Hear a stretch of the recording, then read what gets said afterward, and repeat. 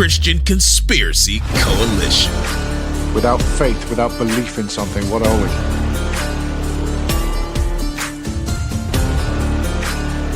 You know, the hardest thing is to listen, to hear his voice, God's voice. It's a leap of faith. I would rather stand with God and be judged by the world than stand with the world and be judged by God. Welcome back for another episode of Christian Conspiracy Coalition, a place where the best minds in the conspiracy realm gather to share and discuss their faith, Christianity, and the spiritual war thrust upon humanity. Today we welcome returning guests, familiar faces, and new members to the coalition. It's always great to meet new people, have new conversations, and share the good word. Of this, I'm reminded of Hebrews 10:24 through 25, which states, "Let us consider how to stir up one another to love and good works, not neglecting to meet together, as it is a habit for some, but encouraging one another, and all the more as you see the day drawing near." And on that note, let us welcome today's panel. First up, we have Heidi Love of the Unfiltered podcast. Welcome, Heidi. Hi, everyone. I'm Heidi Love. I'm happy to be here. I'm Unfiltered podcast, everywhere podcasts are served. Thank you. Next up, we have Julia from the Cosmic Peach podcast. Welcome back, Julia. It's been a while. It's good to see you back. Thank you. Yes, I'm thrilled to be here. I'm glad that there's two other ladies joining us. I think that's going to be fun. We've got perfect parity at the moment. We've got 3 ladies and 3 gentlemen. This is great. Ooh, Up next, yeah. brand new member, John Kerwin of Wake Up or Else and author of the Conspiracy Theorist Survival Guide. Welcome, John. Hey, Drew. Great to be with you guys. Looking forward to a great conversation. Next up, Deplorable Janet of Deplorable Nation podcast. Welcome, Janet. How you going? Hello, and thank you very much for inviting me to this because it's going to be a fantastic conversation. Looking forward to it. It sure will. I know it is. This is a very interesting topic, and it's great that we've got that balance of males and females on the panel. Final, but not least, Brandon Kroll of the Man of Daily podcast. Welcome, Brandon. Hey, thanks for having me back on, Drew. All right, people. Got a bit of a doozy today, and I'm a bit concerned because we know that Julia and Heidi can be a little bit naughty when it comes to things. The topics for our conversation today. First up, original sin. What does it mean for humanity in our modern age? 2, lust and sexualization of mankind. And 3rd, to finish the show off, pornography, the subversion of man's animalistic base desires, and more. So here we are. We're going to get started with some original sin. The premise of original sin holds that humans, through the fact of birth, inherit a tainted nature with a proclivity to sinful conduct due to the consequences of Adam and Eve's fall. What does this mean for a modern world and humanity in general? I would like to think that even the common man who has no faith tries their best to live their life, adhering to a moral compass, values, and code of conduct within their communities. Is this enough?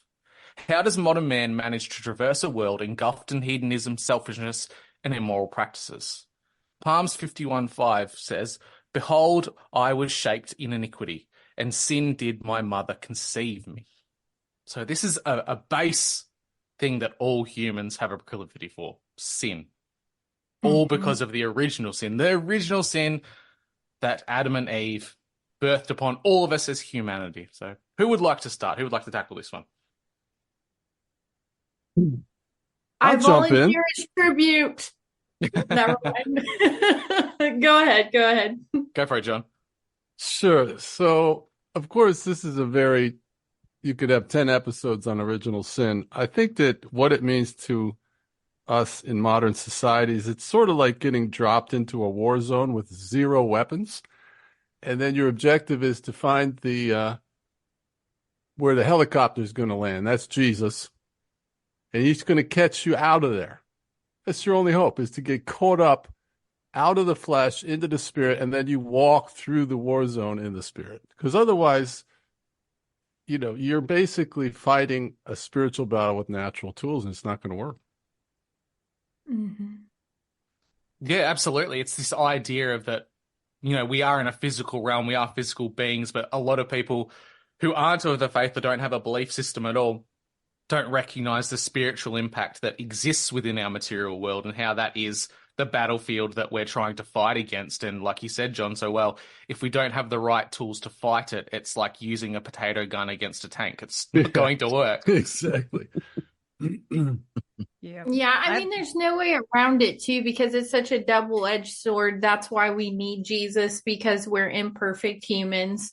And no matter how we try to be perfect and great and good and never sin and, pray before we eat and do all these things, we're still going to sin, because that's our fallen nature, as they say, or the original sin made it to where we have to have Jesus, because we cannot forgive ourselves. We'll never be the ultimate sacrifice. There is no greater sacrifice than what Jesus did. So we have to have him, because we sin every single day, no matter how hard we try not to. You mean I can't just give myself a pass every weekend? I'm fine. I'm good. I'm good this weekend. They used to sell them in the Catholic Church long ago, but I don't think I'm pretty sure they still do. How many mafiosos went on their deathbed and just bought their way into heaven thanks to the Catholic Church at times? Mm-hmm. And I conjecture that it isn't actual sexual sin that was the original sin. As much as I read into this, it was doubt and pride, right? It was doubt originally, right, and pride that followed for Adam, because really the doubt was Eve's, but the pride was his. And so as much as I read through it and intergenerational, they always link it back to Adam in the scriptures, but Augustine links it back to Eve. So I think it's the grand conspiracy theory in itself, right? Humanity cannot exist without Adam or Eve. So it's a duality of both their sins that contributed to what we have as original sin today. Absolutely. And without it, we would not exist. However, it's what actually feeds in the doubt and the pride all go together with the actual sin, making more sin, because then you have all these other guilt, shame, blah, blah, blah, blah, blah. It's what keeps us down, right? That's who uses that? That's not Jesus. Jesus isn't using that, Yeah. Well, Somebody and else. I think too that us being of a prideful nature causes us to actually sin more, because we always think we know better. And most of the times, and this came from a friend of mine who said it perfectly, instead of leading through the soul, we lead through our ego. And so because of our pride, we won't let our ego go to let somebody else be in control. It's a weird dichotomy, the idea of pride, because a lot of people value pride in themselves for their hard efforts and things they've achieved in life. But I think it's a balancing act as to where does pride become the sin of pride. A quick example would be, how many times do you anecdotally hear about a husband or a wife who starts going to the gym, gets really fit, starts to take care of themselves and their health, and then they take too much pride in their appearance, and that allows them to almost stray from their marriage. And then we have things like cheating on spouses, and these types of things occur because they have a pride in their own appearance, and somehow they justify that as they can go off and they can get the woman they always wanted, and they turn their back on their life that they had before. Or money. Money will do it every time in a relationship. Like, I make more than you, therefore you're subservient to me. Whether it's the man or the woman, whoever makes more money in the household, they always feel like, well, you don't have to work because I make so much money, so you better do X, Y, Z, all these things I want you to do.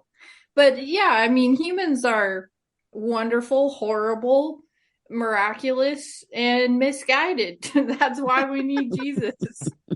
We do need Jesus. Well, something that's interesting with the apple, or why we affiliate it with that fruit, is that Pythagoras basically said it's the 5 points of man. The 3 of the pentagram would equal male, and then the 2 equals female, conjoined together. And when you cut an apple at its equator, it equals 5 points. So that's why Nimrod's wife chose the pentagram as her sigil, or the sigil of Astaroth. And I think that's interesting, because a lot of people automatically affiliate Baphomet with Satan, and that's wrong. That would connect more so to the Trihermes with the whole phrase of as above, so below. And where do we see on his forehead? Right there in the center, pineal gland ascending. And if you're familiar with some translating into Hebrew, 666 is the number of the beast. 616 is the number of a follower of the beast. And one can equal I or A. And again, pineal gland ascending, it's the God number. When you multiply 33 times 2 for Masonic, it equals 66. What's missing? The I in the middle. When you do that for the skull and bones, the skull or the bones crossed equals times. So 3 times 22, 66. What's missing? The I. And that's ultimately what it comes down to, is the pride of man and materialism. And that's going to be the great illusion over the hearts and minds of men. Solve was bringing the Antichrist into existence.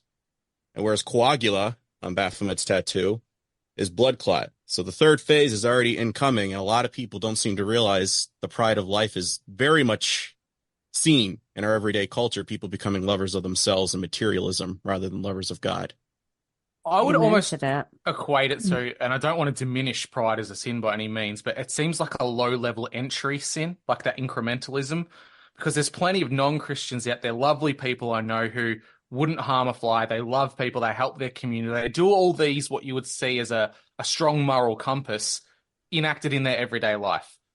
But it's those entry-level sins of pride, like you said, keeping up with the Joneses of having the brand new car that everyone else has. The idea of consumerism as being this enabler of pride that can be the gateway to more nefarious, evil ways in which sin can take hold of mankind. And I really do feel sorry for the people who don't have a faith in it, because from their perspective, they're doing all the right things. They're taking care of their families. They love their loved ones. They're helping their community. They're living as best as they see fit. But there's still, as John put it, there's elements of this spiritual war.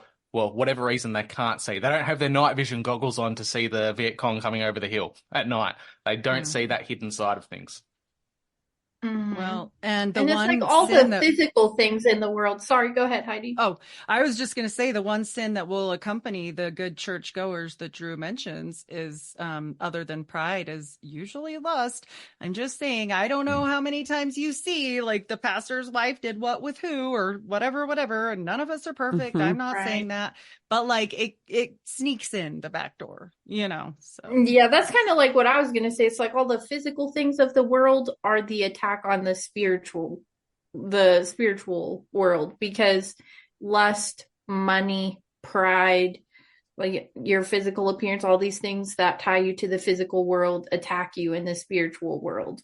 Because if there was no money and you had to just like somebody because you loved them and they were a good person, or if you weren't looking at their physical body, people may not even be in the marriages that they're in if there wasn't a physical component to it, or a money or a lustful component to it. So, or even a prideful component to it. So it's how do you train your mind to not care about this physical world so much that you would give it all up for your spiritual health? I guess that's like a huge problem with everybody. I think that taps into the rich man aspect as well. Is like, I've already been doing all this stuff since my youth. What more must I do to be a perfect follower? Is like, can you get rid of your materialism? And he couldn't. And I think that's where a lot of people in the modern church, they're like Lot's wife. They have to look one more time at Sodom and Gomorrah, like, oh, think what I'd be missing, instead of just focusing straight ahead. She didn't want to be the last person not to see the end trailer on a Marvel movie, Brandon. Come on. It's like everyone has to see that last little clip. I always stay. You have to see the credits. Yes. Well, I've always looked at the original sin issue as sort of a raw deal. Like, I'm born into this fallen world, separated from God because these two people back here had to engage in all this activity. And so it's taken me a lifetime for God to bring me to the place where he finally spoke to me and he said, do you have any other questions before you be ready to follow me? And it was at that point that I was able to surrender this whole pursuit for knowledge to know God, because I believe at this point in my life, you can know God, but you can't understand him. The gospel is a power gospel. This is the key that Paul said is the kingdom of heaven is not in word, but it's in power. And you cannot use reason to understand signs and wonders and miracles. You have to abandon reason. And this whole realm has so many questions. Like if God knows everything, he knew when he created Adam and Eve, they were going to do this thing. And he created them anyway. And plunged, untold millions, maybe billions of people to go to eternity without him. And he did it anyway. Okay, I'm going to put that in. I have no possible answer for that one box. And I'm going to decide, my prayer every day is, God, I accept your terms. And that's brought me a lot of peace. Well, the thing that I think is beautiful about us being born into sin is the fact that, yes, he knew that we were going to sin in the first place, but that also gives him the opportunity for us to go through sanctification, to get right, to do right, because nobody's going to be sanctified right off the bat, right? And like somebody that's cussed their whole entire life, you can't expect them to like stop cussing altogether like right this second. No, sometimes it's a process, and it takes a while to do these things. And that's why I think with being born into sin, he knew we were going to do it, but it's his opportunity to work on us and to bring us to where we need to be through him. Yeah. Well, and it's a beautiful creation, like, right? Like, that your kids are going to do some messed up crap. Like, my kids have really hurt me. And I wouldn't take them back. Like, even the one that's hurt me the most, like, whatever. At the same time, it's not a free reign to go, hey, we live in a realm where we're predisposed to sin, so it's okay to sin. It's a case of recognizing your sin. We know as human beings, where it's going to happen. Everyone sins. Every single human being, it's going to happen in some way, some fashion. It's recognizing your own sin and then doing something about it. That's the biggest thing. Or asking God to reveal your sin to you, because some people don't know. They don't know what it is they did wrong. Especially or they don't know where to go next. Exactly. So I want to come back to what John just said about the idea of it not being fair. And I recognize this as a teacher because we see children, as humans, we have this innate curiosity to try and understand and conceptualize the world around us. And children are very, very adamant about what is fair and what is unfair. And this type of equation of we're in a world where we're going to sin and it wasn't our choice, it was sins of the father, essentially, through Adam. Why are we being held accountable for someone else's actions? And kids do that as well. A kid who's a part of a group that does something naughty or bad often gets tarred with the same feathers, brush and feathers. So they don't understand that. And I think as adults, through faith, that is a big revelation to try and come to, because I'm very logically minded. I'm driven by reason as well. And this is one of the hardest things for me to conceptualize is why would we be held accountable for the sins of our ancestors, the first ancestors of mankind? And I think that's something that people looking from the outside in at churches and religion and faith in general, that's one of the big things that they find as a bit of a bugbear with Christianity, that why would you follow a faith when you're already demonized from the start? And that's a really good talking point for people, that you don't have to understand God's creations, his meanings, his intentions, because how could we possibly do that as physical beings with this ethereal creator of everything? We can't possibly pretend to understand his thinking behind anything. We can have theories, we can postulate ideas, but at the end of the day, all we're going to do is keep going around in circles trying to understand intelligence that is greater than ourselves. Yeah. I've never really looked at it like that. Maybe I'm just naive, but I feel like even if it wasn't for Adam and Eve, we would still have problems because we're humans and humans live to make problems for themselves and others. Like, I feel like even if it wasn't Adam and Eve who did it, it would have been somebody and we'd still be paying for it because people be peopling. And I feel like a lot of the times when people come to Christianity and they find God and they're reborn, their story is so beautiful and it helps so many people in their struggle. There's like beauty in their struggle in finding Christ. And so I don't know if I would change anything about it. I feel like all the internal struggles and battles that people go through in their lives make them the people that they are. And it's so crazy how much impact one person can have on like many, many, many people. And so if it was just made so easy for us from the very beginning, would it even hit the same? Like, would it even be as meaningful if we were just given a free pass from the very start and we had nothing to humble us, nothing to learn from, no mistakes made that we had to repent for? Like, what would the development of humanity be if we were just perfect all the time? I don't know. It's like a weird, like Illuminati utopia society, right? Where nobody does anything wrong. And I kind of like it how it is now. I think people are so unique and their stories are so beautiful. And we've all done something that's made us be like, wow, if that never happened, I wouldn't be this person that I am today that I really like. Is it a case of there's two battlefields going on in this spiritual war? It's not just the world we're born into. That's the battlefield itself, the no man's land. But the trenches are what happens within our own body, our own soul, the temple. We've got two distinct battlefields. We've got the things we interact with, and then ourselves is the most important one because we're in the trenches of our own body, our own soul, fighting tooth and nail against all these things being slung at us from multiple directions. It's bigger than anyone can really understand. And the biggest part is the innate inner part of yourself, your fight in this, not just your interactions with the things outside.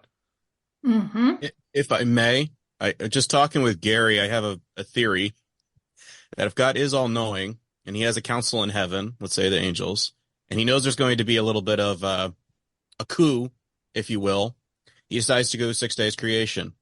Okay, there we go. And he knows that there's going to be, hey, maybe I could use this in part of my coup, with Satan going down and manipulating Eve in the Garden of Eden. So all this goes down. Now we get to the prodigal son narrative. And look at that from a spiritual perspective, because we get Genesis 6:4 that the sons of God came down, had affairs with daughters of men, Nephilim and all that. So we get this whole spiritual battle. He gets the Israelites to wipe out the inhabitants of Canaan for all their intermingling with these demonic beings. And then eventually we get to the New Testament. Behold what manner of the love of the Father that we, Christians, should be called the sons of God. In Psalm 82, we sit in judgment over them. So it kind of makes me wonder, is that why he created man? I'm going to create something else because I need to replace a council that's rebellious to me. I want them to prove that they're loyal to me in this earth.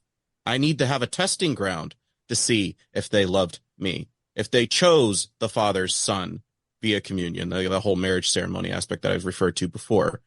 I want to know if they're going to choose that gift, as opposed to these other ones that say they can ascend like the God Most High, or they all fall in line of Lucifer's classic line.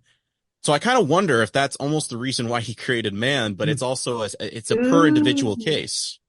I'd like to amen that to the max, because Job chapter 1 gives us the insight of what you just shared, Brandon, that God is up in the throne, and here comes the sons of God and Satan also, and God initiates a convo with Satan, and he brings up Job, not Satan.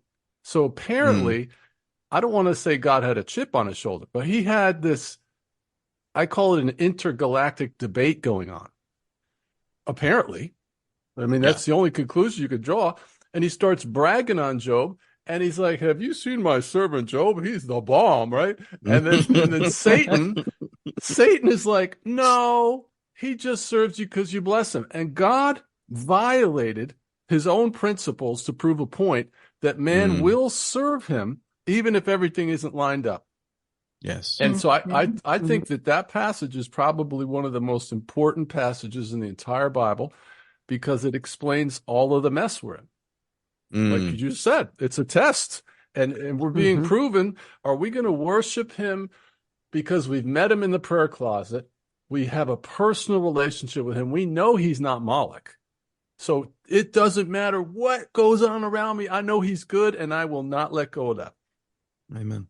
Amen. Yeah. Wow. Brandon brought up the Sizzler. That's good. We Totally. choose to love God. Yeah. Yeah, Despite for sure. how messed up we are and how messed up our lives are. Like Well, the that's angels, why they were like, we love God, but like I could probably do it better. Yeah. And so then God created us and we love him despite our human nature. Yeah, I've been watching him for 6 days now. I'm pretty sure I know what he does, so I can just copy that. It's fine. Yes. Right. Yeah. Well, That's honestly what the whole God consciousness movement it's about is the I. I can do it myself. I don't really need him, or I can just have him indwell me. But again, it's all warped to the 9th degree.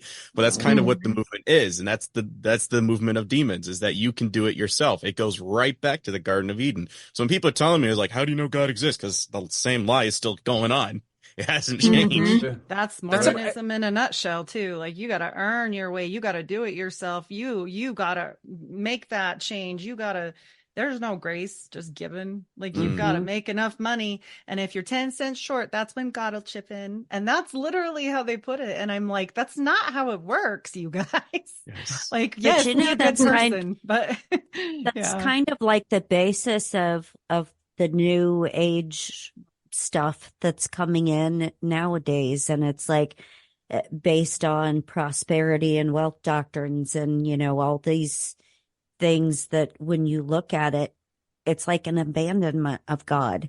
And it's all about like you and your ego and yourself and what can you do for yourself, when we should be as human beings focusing on how can we serve God and how can we serve other people? I love that idea. Oh, go ahead, Drew. Sorry, Heidi. I was going to say, I love that idea that you've put forward, Brandon, because it makes sense for humanity to try and unpack that more. So I'm thinking that's a great way to flush out dissenters that are going to appear. You've got this council. Traditionally, our human understanding is a council is there to advise, help you, support you on something. That something being mankind. That council's there to help support mankind. If your council starts acting in ways that aren't in the best interests of mankind in your creation, it's pretty easy to acknowledge and notify and point out who the bad elements are, who the bad apples in the cart are. So that perfectly put forward, my friend. Perfect. Well, and then again, it's just it does make the prodigals. Oh, sorry, Brandon. Oh, I was going to say that does make the prodigal son aspect. Yeah, it makes the fulfillment of Crowley. Like, I am my own star. I am. And you are in me, and I am in you, and his whole dumb speech that even Hitler gave, and it's all the same. It's yucky. I don't like it. Yeah, it's yucky. That's a good way to put it. That's what stars of Hollywood. That's why everybody gravitates toward. Oh, if I could become my own star, celebrity, Hollywood Walk of Fame. It's like, guys, that means they just reached a higher tier, and we're over here going, good for them. They really deserved it. We're just like, yeah. Well, and I want to say too, this has come up actually in Congress before, where a certain female political leader that's very old said that we all have a spark of divinity in us. No, we were made from God, but we are not gods at all by any means. And any time you compare that, we will fall short because we are so focused on living through our fleshly desires instead of spiritual desires. Is this where we see the modern day nomenclature, which is a misinterpretation? God helps those who help themselves. That almost becomes the springboard for people going through that era of pride, and the self, the ego gets driven through that because they almost justify, if God wants to help me, I can take it upon myself to do all the things that God is intended for me. They self-justify their actions that way.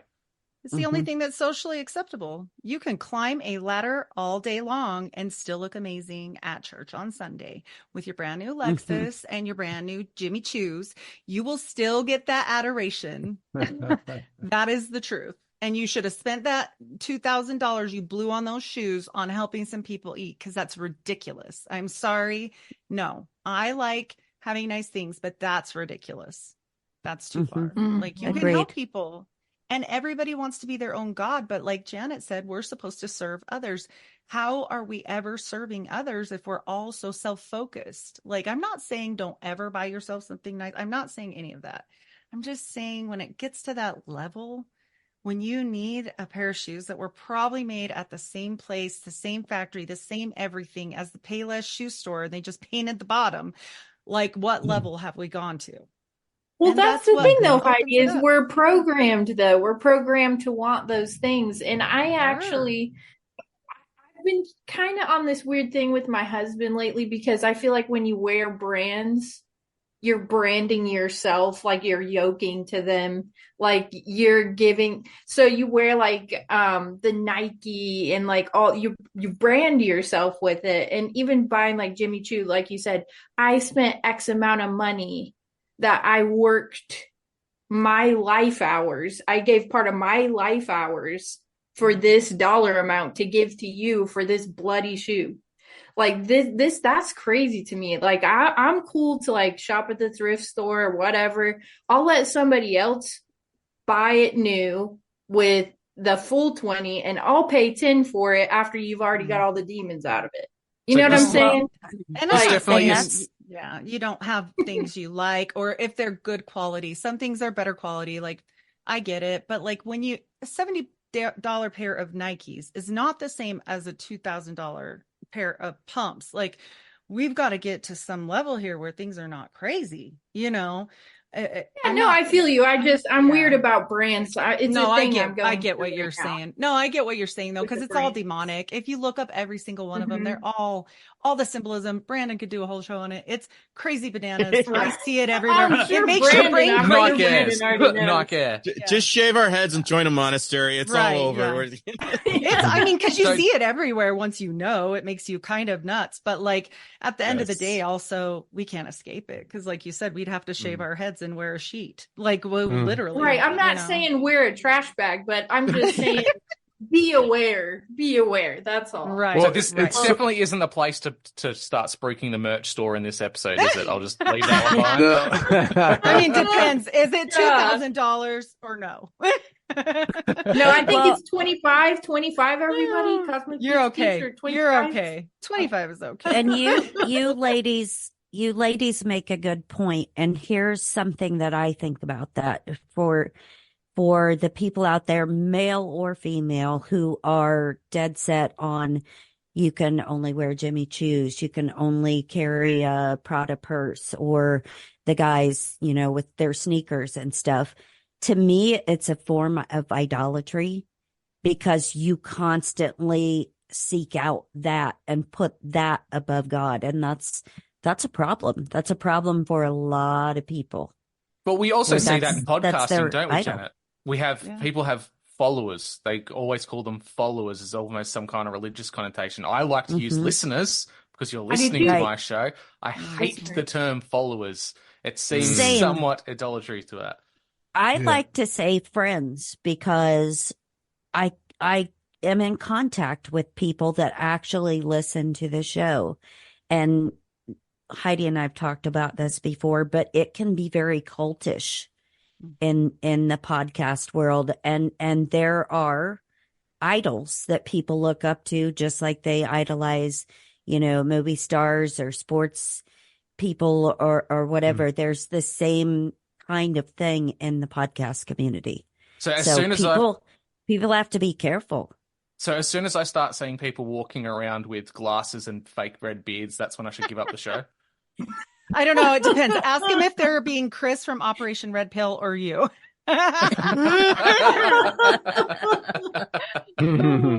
Cheesy. I'd like to say something regarding the consumerism as a believer in 2024. I remember reading Fox's Book of the Martyrs, and this one guy, he was a believer. He's going to be burned at the stake. And he goes up there and he's like, "Oh, there's so much wood here. You could give half of this wood away and still burn me just great." Oh, there you go. There you So go. I think it depends on where you are in the station in life. Like, God may call you to run for public office, let's say. And the clothes that you're going to have to buy for that journey is going to be different than the guy that's called to the hills of Mexico as a missionary. So you can't really cookie cutter the whole, should I have a nice suit or whatever thing, but it does definitely teach modesty in the Bible. So Kenneth Copeland has a personal net worth of $750 million. That's not his ministry's value. That's his personal net worth. So that's bad juju. That's all. We can see it. You've seen his eyeballs. Yeah, I was going to he say. looks like a snake. Yeah, he looks like a snake. And he does like weird stuff, like talk about like, oh, me and Jesus, and I had a dream, and I was in heaven, and we were dunking each other in the fountains, and I'm like, what is this? Like, this is stupid. This is crazy. Yeah. American Christianity is at a whole different level to the rest of the world. It's so wild. He's got crazy. But I keep telling him, and that's sometimes why I do post, is because I'm not trying to get followers. I'm trying to make sure, like for instance, today's was gearing on the patriotism aspect, and everyone even trying to give me a satire perspective comeback. I'm like, you're basically telling me you love your patriotism more than Christ. I says I'm going to always advocate Christ over whatever politics there are. I'm not going left. I'm not going lesser two evils. I'm not emphasizing one candidate over the other. What I'm asking you, if this country is destined to fall, or the whole world in general, where's your faith at the end of the day? Are you more loyal to your flag, your ribbons and banners, or are you actually saying, I'm okay with it falling because I know where my eternity is at? And that's what it comes down to, folks. It's like, it's not about the followers. Are you getting the message? Because I'm not pointing at me. I'm pointing at him. And if you're not getting that, then you're following for the wrong reasons. And that's honestly sometimes why I do those posts when I get a lot of followers, because I want to make sure, where's your heart at? If you don't get hate mail, you're not doing it right. Exactly. Well, Drew and me are doing good because we're in trouble all the time. We are in trouble all the time. Oh my god. Naughty corner. I actually think John's been in the naughty corner quite a lot too. Didn't you get shadow banned a ton too? Oh yeah. Oh, me? Yeah. You were telling me. Yeah. I've been actually pretty fortunate with YouTube. I haven't gotten a strike or anything in 7 years because I've kind of stuck on one topic the whole time. So they apparently are letting me slide for now, but I don't know. My days are numbered. Yeah, they probably are. Drew. People get a contact shadow ban just by liking my posts. That's the really weird part of Is that what happened? Hey, that's why I took my YouTube channel down. I was like, I'm so over this. I'm good. Yeah. Like, yeah. I knew I set up a podcast, the Conspiracy Theorist Survival Guide podcast, and then I do plan to move over to Rumble starting next week. Actually, we're going to start doing stuff over there because it's just inevitable. Their community guidelines now say you can't pray for the sick because that's medical misinformation. Okay. Gee, not at all an attack on Christianity. Not at all. Does anyone else have anything else to add to original sin before we move on to our next topic at all? Any last bits you've been wanting to get out during this conversation? No? Okay. Let's move on to lust, sexualization of mankind. In Corinthians 6:18-20 states, flee from sexual morality. Every other sin a person commits is outside the body, but the sexually immoral person sins against their own body. Or do you not know that your body is a temple of the Holy Spirit within you, whom you have from God? You are not your own, for you were bought with a price. So glorify God in your body. Our modern world is surrounded by sexual immorality, sexual innuendo, and advertising. After all, the modern day saying is sex sells. We are bombarded with historical truths and modern day propaganda, ranging from the world's oldest profession to self-love.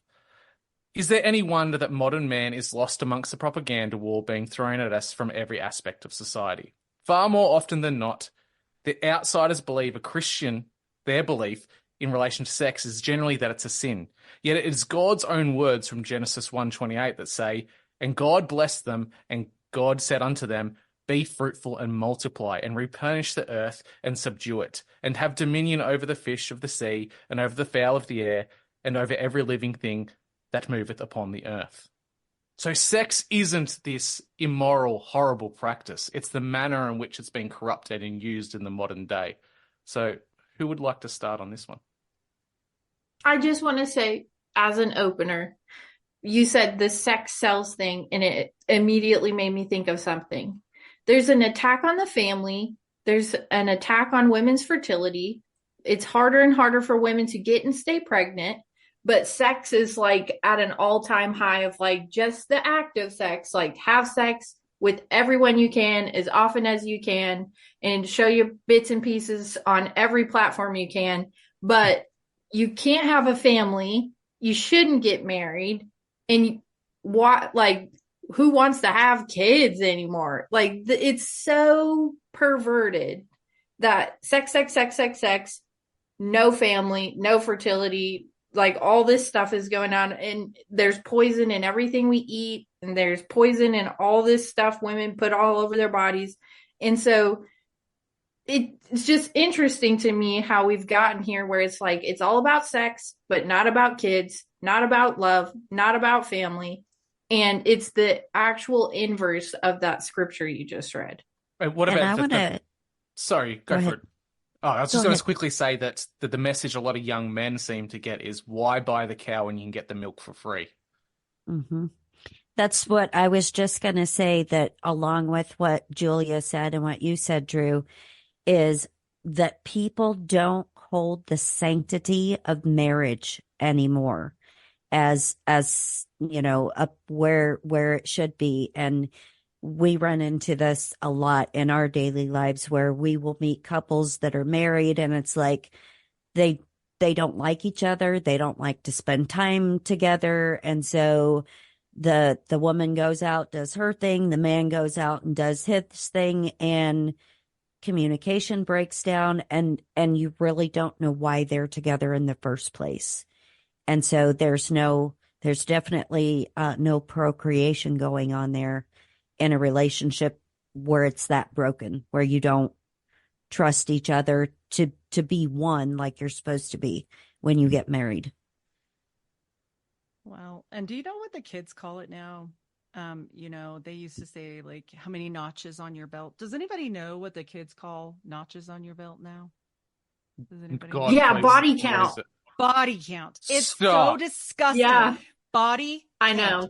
Like they're dead. And I'm like, what? Like, I have Brings a a whole new teenagers. meaning to slaying hood rats, doesn't it? Oh my gosh. I was shook. God, I was like, what's wrong with you, man? Oh Good rats. Oh. No, I love it. But it's Drew's true. in the naughty chair. That's what they call it. That's what they call it now. They do. My And niece son. asked what my body count was, and I was like, girl, if you ever, this is something you need to talk to your health teacher about, because You I do murder share nothing podcasts about was my the first body thing. count. You do murder What? podcasts was the first thing you thought of. Like, I've never killed anyone. No, I was like, body That we count. know of. And then she explained it to me. I was like, girl, you are too young to be worried about counting anybody's body. Keep to your own body. Body of one. But And count your Christ. body. Yeah, count you. Right, yeah. Oh, I was shocked when this came up, and then my son was like, "Oh, it doesn't even matter anymore. Like, girls don't even keep it." Like, and I always ask him, like, "Why don't you date more girls?" And he's like, "Have you seen high school?" No. He's like, "I'll just wait." He's like, "It isn't that important. It's fine." He's like so distraught about the people that are, and this is in a very, like, we live in Utah. This is a very conservative area-ish. And he's like, "Mom, it's just not even, no." He's like, "You have no idea." And I'm like, "Great." You know, he's like, I'll just That's wait. kind of a beautiful thing, though, because that's an indication of the way that he was raised, because that's what we're supposed to do, is raise up our children in the ways of God. And he's recognizing that he's important enough to wait until God provides him with the proper partner. Mm-hmm. Yeah, he's like, It "I brings don't up That's a a beautiful wanna-" thing. Yeah, dude. It brings up a great parallel, though, the idea that you mentioned a conservative group, but there's still that sexual immorality that goes on. Now, this is before I found God, so please don't judge me too much. I will admit this, that as a young guy from a public You school had a high in body high school, count. He was slaying air her. quotes, the targets, the girls that were the easier ones to get were the Catholic schoolgirls, Mhm. Oh because boy. they put out. And that seems to I be was going to say, a common trend. I know what you're saying because I went to Catholic school and there were, it wasn't me, so don't think that. But there were like people that I went to school with, they were the very first ones to get pregnant and have kids out of wedlock all the time, hands down. Because it was easy, because I don't know if it's because people were so like pent up from being so controlled that they just all went berserk. I don't know. That's how the Mormon It's the girls thing are. about They're the- too sheltered. Yep.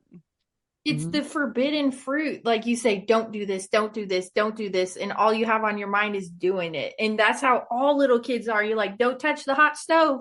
Don't touch the hot stove. There goes their freaking little hand up there trying to get over to it. And that's how it is. Like, I'm not saying that, everyone is juvenile, but if you keep telling someone, don't do this, don't do this, don't do this, that's the first thing on their mind that they want to do. And I grew up in church. I get it. The church girls are the freak-a-leaks. Like, they were so ready to get like out of their parents' house and they can't tell me what to do anymore. And I'm going to do my own thing and whatever.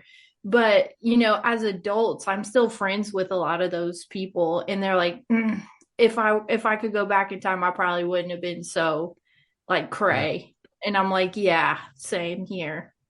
Yeah. Sorry, go for it, John.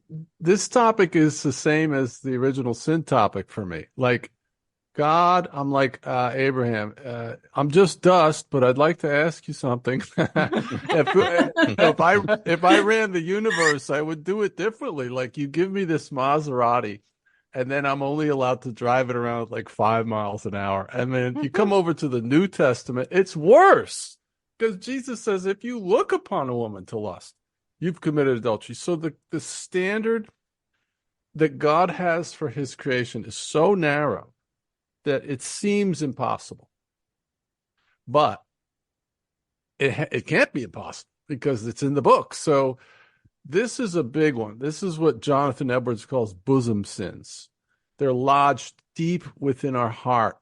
And it is another one of those tests where you are required to die to self like nobody's business on this front, because it's always there. It's not like a drug you got to go get. This is a big problem. In fact, I just saw the Hotel Association had a report that the highest use of pornography was during Christian conferences. Oh my gosh. So what does that tell you? Why am I Every not time. surprised? Yeah. Is this They just take the bribes. the subtle and conniving way that the bad guy, air quotes, uses against us? Because I would go as far as to say that, not to be crude, the feeling of sex is a gift from God, especially when it's with your loved partner and you're going through the motions of procreation, starting a family. The feeling you get from it is a gift from God. So to turn something that's supposed to be pure and feels good into almost like an addictive drug, something you chase, like multiple sexual partners, having sex, swiping right, all these types of things we see in modern sexual culture, it's just emphasizing and manipulating, weaponizing the good and the true aspects of it and inverting it. Yeah. Well, and Well, here's I And saw it's the so this easily book. accessible. I've talked a lot. Go ahead, John. Oh, I was just going to say, I saw this book in the library or a bookstore. It was on Satanism, and it said the purpose of Satanism is self-indulgence. So therefore, by deduction, the purpose of Christianity is self-denial. And if you've ever gone on a fast, when you come off it, everything tastes phenomenal. So there's certain laws at work in this realm that the less you do something, the more enjoyable it is. So part of the whole of abstinence requirement is actually the doorway to a fulfilling life. It isn't addiction and indulgence. And I've drank the cup of devils down to the bottom, and it leaves you empty, and it doesn't work. So God's plan works, but it ain't easy. Within the realm of sex, we see the exact opposite with people who suffer from sex addiction. They have it so often, so many ways. They need more and more perverse ways of getting off. Exactly. It's that pipeline going down to the most bizarre, crazy, heinous things you could ever think of, because everything else is vanilla now. They need And that then you next get a high. serial killer. because they can't. Right. That's the next step is death. It's like it doesn't do it for me unless they're dead, and then they have sex with the dead bodies, and then it like goes into like necrophilia and like that. That is straight up demonic. Like you've now opened a doorway, and you have now become host for a demonic being to enter your body. Yep. You now have a parasitic demonic infestation in your body. Well, and the fact is I'm sorry, like this day and age, like porn is so accessible. And I think it's funny because as to Drew's point, when they're sex addicts, right, they almost get immune. Go ask a gynecologist how he feels about seeing any more crotch. Okay. He doesn't care. I work with them. They're like, it's a diamond, whatever, who cares unless it's something really horrible. Like really, that's all. The only time is if there's like a physical anomaly, not horrible, but like something wrong. And so at that point, you have to wonder, why then do people just do it again and do it again and do it again? Like, okay, guys, I get it. It's out there now. It's not a magazine you have to go buy in the brown paper sack at the corner. It's not humiliating like that anymore. But also, like, just try to not go down that realm because, like you said, it leads to these weird octopus and Asian girls weird stuff. Like, just not normal, right? It's weird. Like, Janet is officially laughing because Janet and I have pulled more foreign objects out of anyone than we would care to name. Mm-hmm. And here's the thing: like, people get crazy, Right, yeah. That is true, and the amount of things that I saw over the years that I'm like, what? Why? What possessed you to do that? But we are so ingrained to be like creatures of habit that people, once they watch porn one time, then they're hooked, and then they have to check out literally every kind of porn they can possibly think of, or like Julia mentioning about sex, and when you have it a long time or have it a lot, you got to do other things to get that same gratification that you would if you were abstaining or only doing it with your partner, because that's what we're supposed to be doing. But for some reason, it's really hard for some people to shut off that pleasure center in the brain and just not. Well, it's a dopamine hit, isn't it? Dopamine's an addictive drug substance. Right. It's complete compulsion, because the weirdest things is like they have all night stores for all kinds of apparatuses, but the things that we pull out of people are never the correct things that are supposed to be in there ever. It's like remote controls, cue balls, weird statues, toilet brushes. I mean, oh hell no! And I'm telling that you, is some nasty. Oh my God, Brandon, I need to hear your thoughts on all this. You've been quiet for too long. We're gonna make him answer this. No, I'm not going to go on that. But as somebody who grew up in a home where my mother, as opposed to coming forward and calling out what my dad was doing, she went into alcoholism. And I noted, as a writer, I tend to vent in lyrical form. And one of the things that I penned for that was, when you're dead inside, you live for a thrill. And I think that's kind of what most of society is. They lack purpose. So this is what they've evolved into is, I need something. I need a stimulant. I need an addiction, which will be phase 3. But I honestly think, and again, folks, don't take this the wrong way, ladies in the room, I think this all started, especially in America, with the rise of voting and feminism. And again, I don't believe in voting, so don't take this the wrong way. I think, honestly, what they did, they were like, okay, we have slavery. We got rid of slavery. They did child labor. Then they got child labor. And everybody's like, okay, that's a bad idea. Nobody likes that. So what do we do? So they're thinking, as they have these meetings every year to determine what they're going to do with the rest of this world, they say, well, what if we give women the right to vote? Why would we do that? Well, we could just gradually start making them think and think, that they can become independent. They can become their own thing. That the Victorian London rules of society, they're old. We don't need those anymore. So this was the first trigger. And then as we keep on going, we get to the sexual revolution of the 70s. Where's most of the men at that time in America? They're over there fighting overseas. So the home is already missing dad. The women now have doubled their workforce. They have slavery of people working in factories now. They need 2 people to work. So they're getting busy. They're getting consumed that I have to work in order to make a living. Kids are now growing up with one dad, and they have the sexual revolution kicking in. I think that's phase 2 of feminism. So eventually, what does this do? This starts creating a society in the 80s. I need a stimulant. I need something to make me feel alive because I didn't have that dad figure. I need to rebel. And then we get the whole 80s rock session. Why? Because people were angry. They didn't have an outlet. So they started tapping into the crazy occultic stuff and going to heavy rock music because it made them feel alive. It stimulated something in them. And it's all by societal design. And now, what do we get in our today's society? We're impulsive with how we come to a conclusion. We don't think with logic. We think with our emotions. It's a feministic society, is that we just automatically jump on board. Oh yeah, go to war, do this, do that.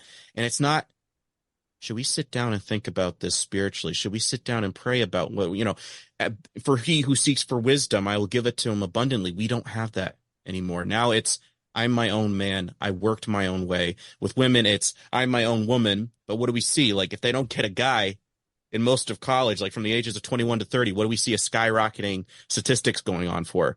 They adopt a dog. Why? Because it's compensating for wanting to take care of a small mammal. There's nothing wrong with that. That's a natural design to be maternal to something. But now you're putting all that energy onto an animal as opposed to nurturing a home. Why? Because they've given you this Disney princess complex of how to think about relationships. And your expectations are so high for the guy. And what's the guy do? If I ask her out at work, that's an HR harassment report. So they go home and become digital online warriors because it's an outlet. I feel like I can conquer something because I can't deal with all of that. And then they become, like I said, that's what would gravitate them towards porn. And we never talk about the women aspect, but it's like, if that's what I have to compete with, like Heidi was saying, conservatives are always saying, like, we have values, we have this, but the minute they lose an election, they're wearing the F-bomb on their T-shirt and chanting that in a stadium. I just want to watch the game with my kid. You think this is right? Well, no, that's what I'm saying, but I'm saying that's what we've created in our society. We don't have any standards as conservatives. What are we conserving? If we don't get our way, we just throw a temper tantrum. And again, I'm not into politics, so don't anybody take that the wrong way. I'm just saying how I think that's influenced the church. And how it's kind of crept in, and now it's mixed with our ideology of, Jesus was a socialist and all this other crazy stuff. I have a question actually for Brandon really quick. Oh. Go for it. Just really quick, I have a question for Brandon. Do you think, because I know like in Saudi Arabia, they wear the saris and they cover their face and they cover their head. I do, like, anytime I watch like a Bible story, the women are wearing something similar. And I feel like that was supposed to, because you're not supposed to be showing your bits and parts and stuff, like the clothing that's acceptable to wear now, and like you're pretty much revealing everything. And I don't know, is there anywhere in the Bible where it says like you should cover your body like that? Like, well, women should be more. It's implied by Paul that women should at least cover their hair, but I think that was more so is because of the sins of the angels. It's semi in that vein. I think it's basically don't be showy. Don't wear things that are provocative. Don't wear, like you were just stating earlier. Don't wear things that are drawing attention for the wrong reasons and wrong purposes. And I think that is honestly what society has evolved into, is that they're doing that because they want the attention, but it's the wrong kind of attention. It's not proper. It's not pure. And again, that goes back into the communion. Dad would select, and then they have the man drink of the wine, and then they look at her and say, hey, you want to finish the rest of this glass? If you do, you're accepting the contract of this guy I've selected. Whereas if you say no, it's fine. We go back to the drawing board. So for that, it was like, it wasn't a patriarch society. It was, I'm going to select somebody. I'm going to get out all the extra playing mind games and whatnot. I'm going to find somebody that's got good character. He can provide for you. He's going to, why? Because I care about your purity as an individual. I know what you can contribute to a home and in society. I'm watching out for your well-being to make sure you don't become somebody that's judged like the woman at the well. That's what that whole beauty of that ceremony. And again, when we're as Christians choosing that cup, we are choosing the Father's Son. We are accepting that gift and all that comes with it. And that's, again, the Garden of Gethsemane is so beautiful. He goes, Father, if you could let this cup pass from me, I realize the responsibility that this is going on. And then what Paul writes, to lay down your life for the church. So I think, honestly, humility is covering yourself up. But again, you're not doing humility as in like the scribes and Pharisees covering yourself, but you're doing it in the sense is that I want to maintain my purity. That's what the significance of a veil is all about. And until that veil's ripped in two, you're not going to understand what the gift of the Holy Spirit is.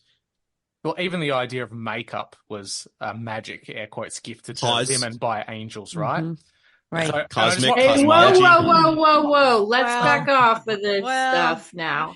I like my every mate. technology. So if we're gonna have homes and own things, then we women can give up the makeup because we're also not supposed to have ownership of No, anything. I respectfully disagree. I'm so addicted to my makeup. No, that's only if we all were perfect, and we gave up owning anything and all this. There's a lot of things that the angels gave us that we shouldn't have, including technology and what we're on right now.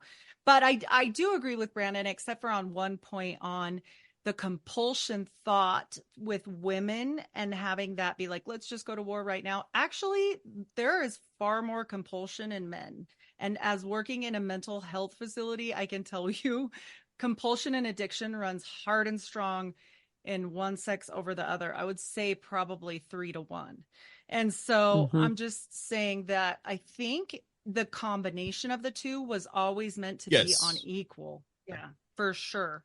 Because and that's why, I was going to say, that's why the union of marriage is so important, because you've got nature and nurture together, and you're supposed to come together to form one person. Yes. And so you're supposed to balance each other out. But to Brandon's point, I agree with you on the feminism front, because when all of that was brought forth, we forgot about the importance of our households and our families. And it's well, I'm just as important as my husband. No, that is so anti-biblical, because the husband is the head of the household. He is supposed to be the leader, the spiritual leader, and the teacher of the household. He's supposed to be in charge. Which kind of comes back to the idea of it's a political analogy from American context. A house divided cannot stand. If we don't have strong houses and strong families, how are we ever going to have a strong society built on a strong moral framework led by faith? It's perfect what they've done. They divided the man and the woman. It's absolutely shattered society. Oh, right. And they did that on purpose. I will say too that in relationships where people are married and there's children from previous marriages or whatever, if the spouse does not put their spouse first and they put their children first, that is a problem with God, and that marriage is going to have so many problems. And it's not built on a strong foundation. You should never put your children before your spouse. I can see should not happen, because I have had marriage where I'm married now and he has kids and I have kids and then we have kids together. But for the first few years of our marriage, we did not cooperate well on this front, because it wasn't actually me, because most women do this to men instead, where they're like, my children are first, no matter what, blah, blah, blah. And I'm like, I'm not like that. But he was like that. And I finally said, listen to me. You are hurting our marriage because you're idolizing your child, and you're idolizing him in such a negative way that he's never going to become a man. You're not teaching him how to be a head of a household or anything. You're just teaching him he can have his way no matter.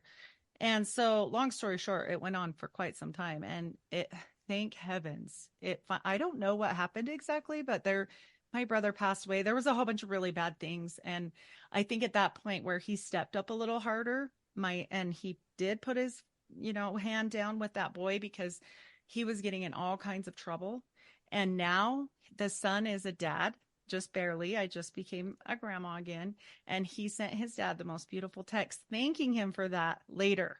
So it does help in the scheme of things at a later point. Like maybe not in the moment because they want what they want, but it does. And it helped our marriage, So I We think see it's that. also sorry. I was just going to say we see that in modern day society. How many young single mothers are on dating apps looking for a relationship, but in their bio it says, "My son is my king, and I do everything for my child." It's great to have your child's best interests at hand, but if you're actively looking for a relationship, looking for a new father for your son or your daughter, you have to have that balancing act there. You can't say, "I'm in it for my son and he's the king." Where are you Right. putting your priorities in that perversion. relationship? That's It's destroyed relationship already. You know Right. that is called an enmeshed relationship, and that is actually happening to tons of boys, and mostly boys in our society nowadays, mama's boys, but actually the mother is, and this is from a clinical therapist, psychiatrist, they said they are making them non-sexual husbands, non-sexual husbandry to the child, who therefore feels inadequate because he's like 13, and he doesn't know how to be the man of the house because he certainly he shouldn't be in that position, honestly. And now you've made them that, and you've made them an idol. And let me tell you, I made my daughter an idol, and God didn't, but God allowed that to be taken from me. And I promise you, and she's alive and everything, it just isn't, I'm estranged, not by my choice, but it is something that you never want to face it through that way to understand the circle, right? Like, because now I get it, but I mean, you pray for restoration, but it gave her so much power over me, over our family, over everything. Not because she didn't have control like my stepson did. We messed up on the two oldest. It's like pancakes. The first ones never turn out, but like the next one, super good. No, we love them to death. And later they grow. But like with my daughter, I just look back and say, oh my gosh, I allowed this. It wasn't so much that she ruled the roost like he did, but like what happened was he got really into drugs and harmed himself. She got really into herself and is harming herself by being so selfish and harming everyone around her. Like she literally posted the other day that song, "I Will Buy You a New Life," and thought that was a good thing because the dude was buying her a garden. And I just almost threw up in my mouth because I was like, that's so disgusting. That's so yucky to me. Like, that's great that he bought you a garden, but buying you a new life, like, why? You are still you. Like, you're a beautiful, beautiful person, you know, who you were. You should never change your core humanity for anything or anyone except Christ, period. You know? And that whole relationship of, you know, like the parent idolizing their child, like Drew was talking about, where you're looking for a partner for a lifelong relationship, but you're telling everybody you're always going to come last. My kid's always going to be first. And Heidi and I have a mutual friend in common that this is going on in their household, and the child who is 10 is ruling the household and controlling the narrative and controlling the parents' behavior and controlling, you know, what kind of mood is in the household because it has been allowed to go on and continue, and that the child's become in charge. And it's a bad position to put them in because they do not know what to do in charge, and then they end up on drugs, pregnant, sexual promiscuity, some crazy thing. Joining gangs. I mean, yeah, exactly. Yep. Yeah, it's not good. We're supposed to be parents for a reason. It's an inverted pyramid. Fathers are supposed to be fathers for a reason. And that is just so important. Yeah, but Heidi, think about it though, like most of my friends that are my age, they don't even know for sure who their baby daddy is. Yeah. Mm-hmm. No, It was like, well, it could be, listen, this, I will not mention names because it would be humiliating, but she was like, it could be this person, or this person. I told this person it was his though, because he has a government job and the child support is really good. He never doubted it enough to get a paternity test, but she goes, it could be one of these three. They all look kind of similar, but this one I know has a really good job.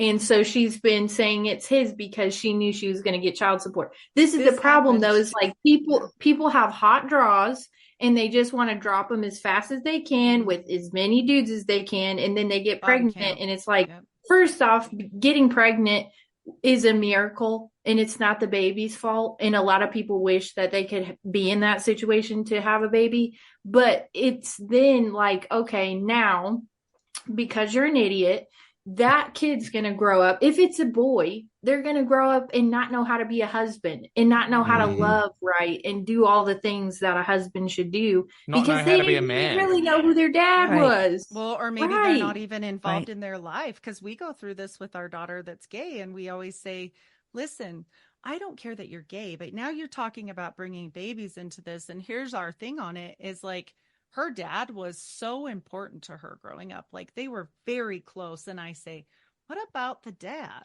Like, well, I'm going to be there. I'm like, but you're not a dad. I don't care how masculine you want to dress. You're still a girl. And even if you want to change everything and cut it all off, you'll still be a girl because you're a girl. And you have ovaries and stuff. It's like you can't teach somebody how to pee with a penis. No. There are certain things you're never going to understand. Now, here's my other thing about that too, is like, let's say you don't care who your baby daddy is, and you're like, I don't need a man, because that's a new mentality that a lot of women have nowadays is, I don't need a man. I can be my own man. And so they're raising a daughter in this type of mindset, and then she gets older and she's looking for a potential relationship, somebody to be with, and she's like, well, I don't actually need you, but I want to have sex with you, and you can split bills with me, and when the pickle jar is screwed on too tight, you can open it, but I don't actually need you. I'm my own man or whatever. And it's just like a weird cycle now where it's like, I don't even need a husband, I don't even need a relationship, and if I do, I can get on Tinder and I can find somebody real quick. I can go have sex with them. And like, there's no, everybody is kind of like, it was like John was saying, like, I know I'm dust, but I would like to have a loving relationship with someone, get married, have kids, love God, go to church. Like, those are things that I hold and divorcees in high too. regard. Yeah, divorcees acting like dads are not important. Like, oh, it's, I mean, I had a absentee dad in my kids' life and begged him.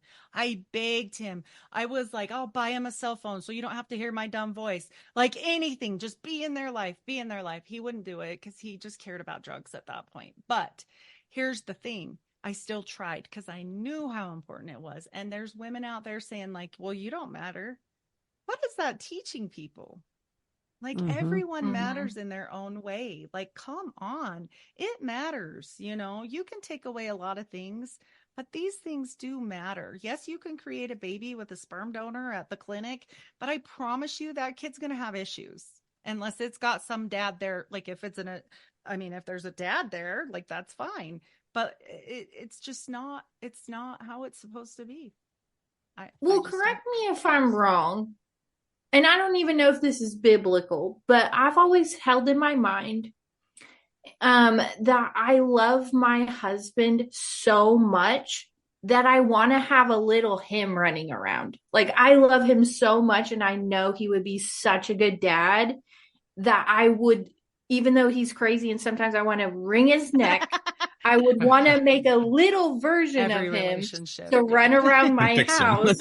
And, you know, and I've always thought that it's like having children with someone that you barely even know if that it was them who fathered it, or you're not in love with them, or there's no type of spirituality between the two. Like, you don't feel connected in any way. And I don't know. I think it's just backwards. I think you should just love that other person so much. Like, you always meet somebody that I never wanted to have kids until I met my wife, or I never wanted to have kids until I met my husband. And I'm kind of one of those people. It wasn't like on the forefront of my mind, but now it's all I can think about because I love him so much. And I just feel like that would be very fulfilling for us. But I mean, is that the purpose of children, though? I think the purpose of children is the ultimate expression of love. It is the greatest gift that God has given to mankind. He loves us, and through that love and our love for each other, we can bring life into the world. We aren't gods like God created life of man, but it's still an expression of our love. We're able to create a little human being, which is a piece of both of us, and is still connected to God. It's the ultimate expression of love. And it's also like I can imagine having the one child and like you guys were saying, like idolizing it because it's like, oh my God, I finally have my baby. But think of the sacrifice that God gave for us. Jesus is that sacrifice, and he loved Jesus so much, and he was willing to sacrifice him for us because he loved us that much. So it's just, the whole story is so beautiful, and it applies to everyone's lives because anyone who has kids or wants kids knows how much they would love their child, and like to imagine sacrificing them, that you couldn't even fathom that. So but he paid that price for us. And then you have people, well, I just don't understand all of it. And it's like, I'm a human being, so I make mistakes and all these rules. Hello, whether you believe in Christ or not, you should still live by some type of moral compass. I just have never understood all these rules. I was just telling Heidi the other day, like, what? Don't stab a guy? Don't lie to someone's face? What are the rules? Let me just write those ones down. Don't stab a guy. Yeah, that checks out. T-shirt. And those of us that are parents in this day and age, I will say that there is a growing dramatic movement of untethering yourself from parents, and that parents all did everything wrong, and so now we're going to move on with our best life, and you guys did it all wrong, we don't need you people anymore, we're going to go do this better, far better than you could ever dream of. And I'm sorry, that is wild, because they'll also use who's I that never remind asked you to of, be though? born. Yeah. Oh yeah, I know. It's totally. Who's that remind you of? The council, right? Yeah, for sure. And it's like, we can do this Satanic. better. We know more than you do. And kids will do the exact same thing. They certainly do. John, And you've it's been quiet for far too long. I need to hear something from you, John. Yeah, I hope we haven't scared you off with our naughtiness. No. The issue of the church is a good topic, because this whole idea of sex addiction and the church is a taboo topic. Like, if you testify, God delivered me from alcohol, and everybody will be like, praise the Lord. But if you come up to the front and say, I was delivered from sex addiction, and then after a while you're talking to Joe and Sally and they got a little 13-year-old daughter, they're like pushing her behind you,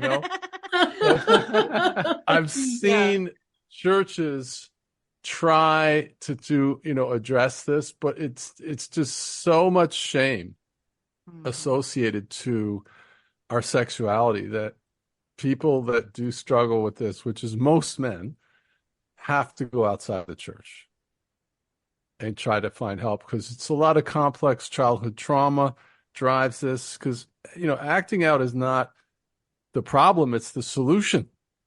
Your problem is you're not a nice person, you have a resentment tapes you run in your head all day, and you have self-hatred, and you have all of this stuff that's a seething cauldron of unresolved emotions just burning in your belly all the time. And you got to medicate it. So the only way out is, personal development path, fire of God, studying the word. But those topics are so taboo. Like, people in the church will just tell you, you need to read the word more. Yeah. And they don't realize that the word bounces off of complex childhood trauma. You've got to get into the mix of, and it's almost like losing an arm. If you lose an arm, you can get an appendage, but you still have lost an arm. You basically have to learn to live with it, and you can slowly rise above it and live. But the church is pretty unequipped. It's like alcoholism. The alcoholics came to the church, and the church looked down their nose at them. And then they went off and started AA because the church was ill-equipped. And this is another one that they're totally ill-equipped for. And I don't know what the answers are, because it's an epidemic of an issue. John, can I add something to that and get your thoughts on this? The church is also, in a lot of ways, the physical institution of church, I would say, has an historical precedence of making this type of stuff worse. And what I mean by that is that church leaders of faith, at one point in history, could have families. They could have rich, fulfilling relationships, loved ones, children. At the point where they changed that and made it a sin or something you can't do, you have to give yourself up to God for life, that opened the doorway for a lot of sexual predators, not only to be attracted to the idea of power, but into an institution where they know they can't have sex on the outside, but their baseline evil predatory desires still exist, in which they influence that power over victims within the church. Are you talking about the Catholics taking vows of celibacy?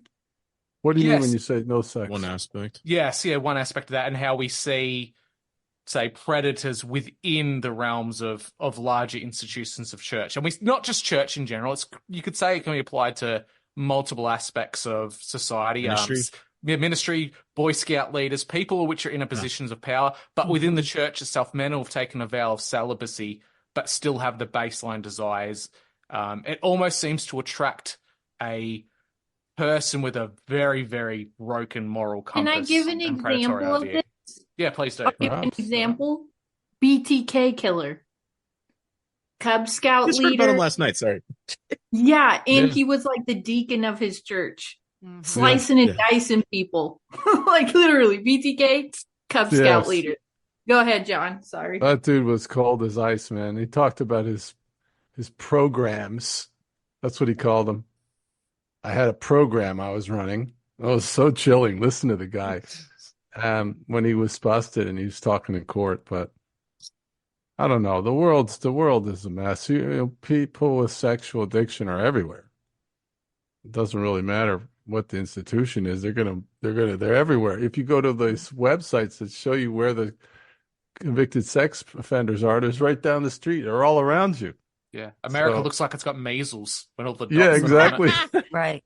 Yeah. Well, I want to add to what John was saying about people, that can't really give their testimony in front of church leaders, because the church is full of very judgmental people as a whole.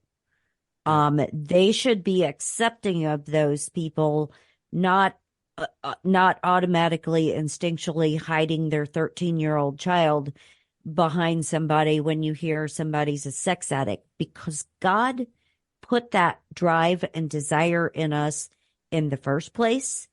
It's a natural thing to have a sex drive. He put it there for a reason. But I think a lot of people are very turned off by the church in general, right? Churchiosity, business of church in general, because they don't know how to deal with addiction. They don't know how to deal with abuse or traumas or any of that kind of stuff. And so their idea, like John said, is just, okay, read God's word. That's not going to help somebody that's struggling. Yeah. And the last thing that somebody needs when they're trying to be vulnerable and tell you that they have an issue with sex addiction or drug addiction or whatever the case may be, that's the last thing they need, is somebody to be judgmental of them for being vulnerable enough to say something. Read harder doesn't cut it, does it? Just go back and read it harder. Or bring a ruler, right? No, that doesn't work. Well, I think that's the problem. Is I think we've really changed church as opposed to discipleship. It's become corporation. Right. It's just, you already have the manual, so why don't you just read the manual again? It's like, I need help. Discipleship is getting down and washing my feet. Discipleship is saying, I'll come to your house, Zacchaeus, because you were looking for me. I'm going to come to you. That's what it is coming halfway to meet somebody. That's even what marriage is 50-50, no, 100-100. Because you're giving them 200%, you can't fail. And just to tap in what Heidi was saying, I was laughing because when John, when you're talking about Father, like set apart, she said that phrase, and that immediately triggered what I was doing with my research. When we have St. Peter, you break that down, they're getting that from the Latin sky god of the underworld. It's another equivalent of Cernunnos. So Cern, dis patar, dis set apart, that's what that equates to. Patar means father.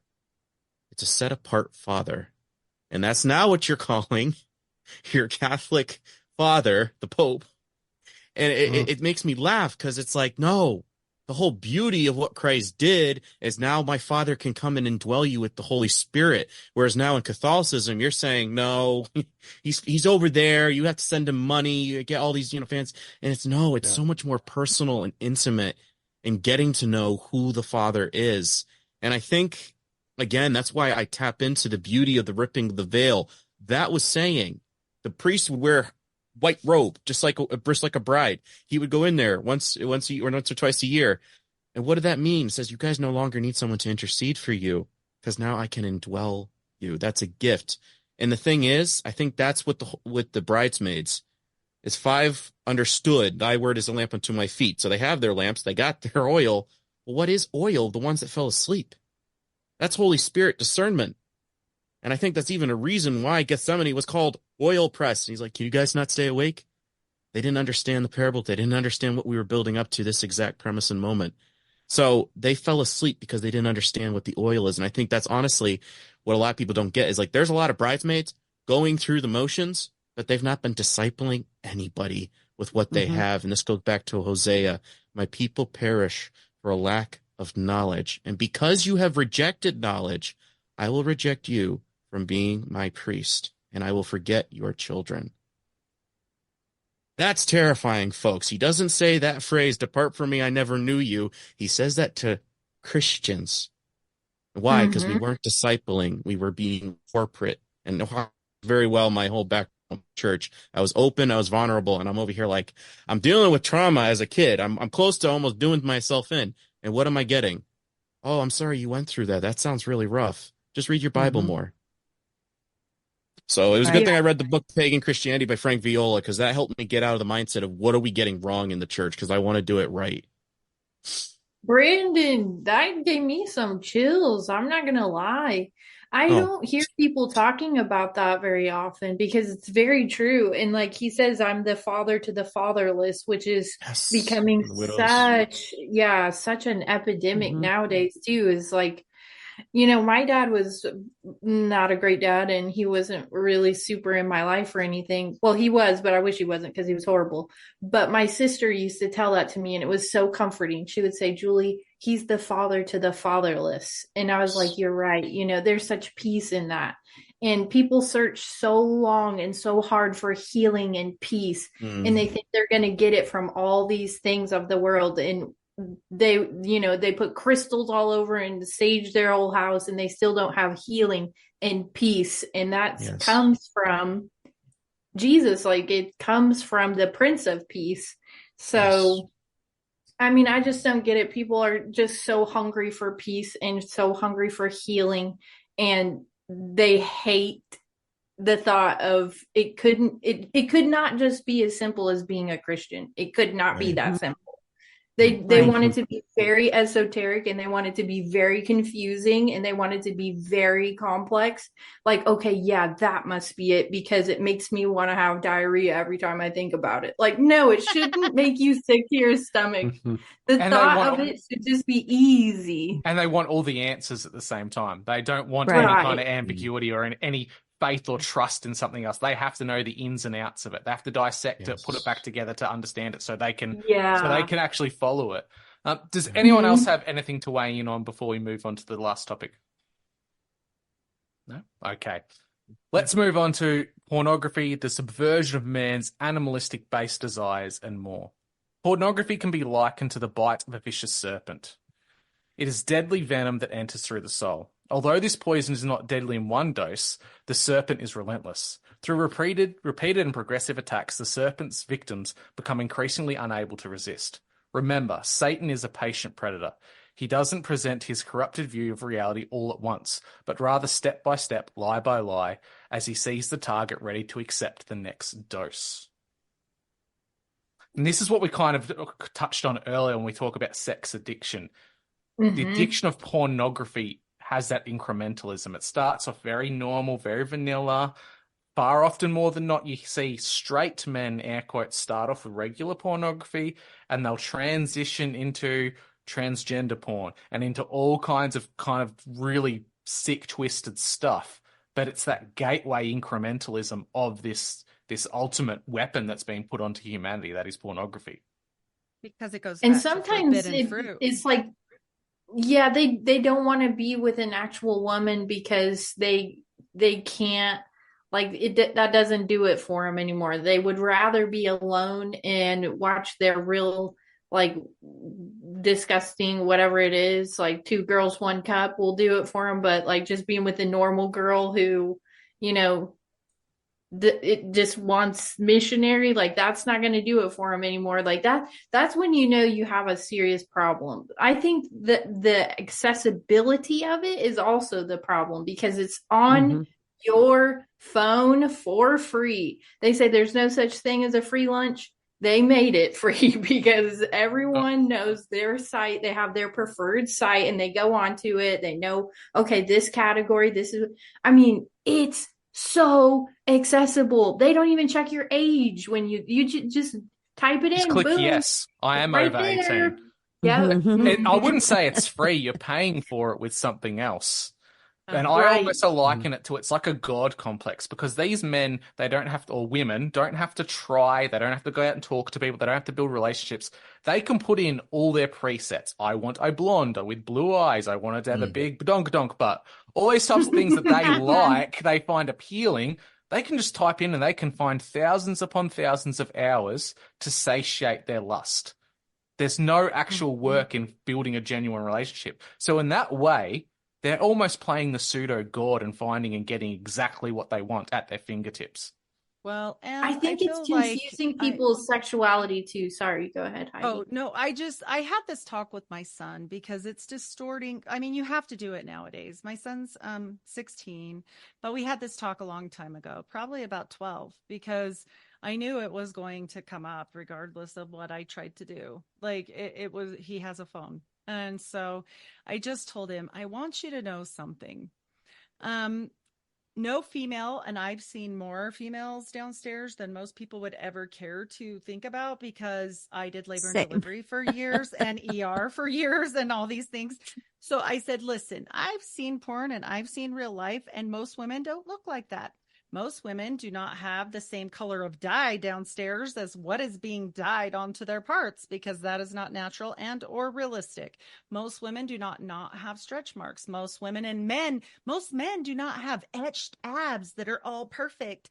Like, it is crazy bananas. Like, this is not real. And so I told my son, if you inundate yourself with this, not only does it take away reality and it makes you outside yourself, if you do have that intimate relationship with someone someday, you might be thinking about that instead.